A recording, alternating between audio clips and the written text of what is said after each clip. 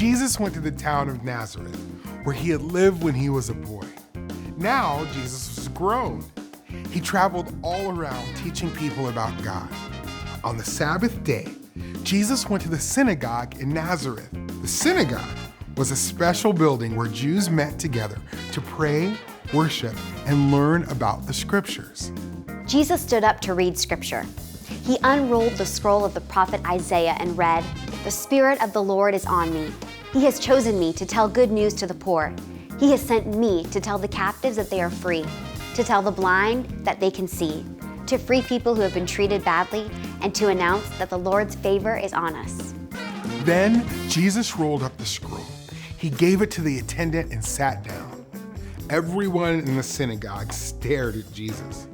Jesus said, "Today, as you listened to me reading these words, they came true." The people said good things about Jesus and they were amazed at him. But some of the people in Nazareth had known Jesus from his youth. "Isn't this Joseph's son?" they asked.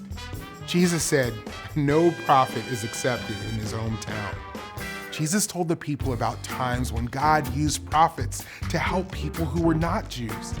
He reminded them of Elijah and Elisha. When there was a terrible famine in Israel and no rain fell there for 3.5 years, plenty of widows in the country needed help. But the prophet Elijah did not help the widows in Israel. Instead, God sent Elijah to help a widow in another land. And when Elisha was a prophet, many people in Israel had leprosy.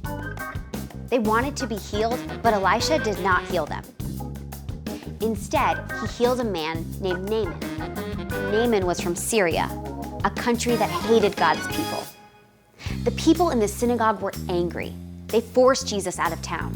They wanted to throw him off a cliff, but Jesus walked right through the crowd and went on his way.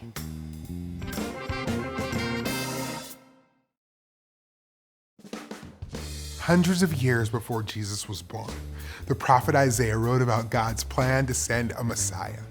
The Messiah would bring good news and redeem people who were broken and hurting. Jesus read Isaiah's words and announced that he is the promised Messiah.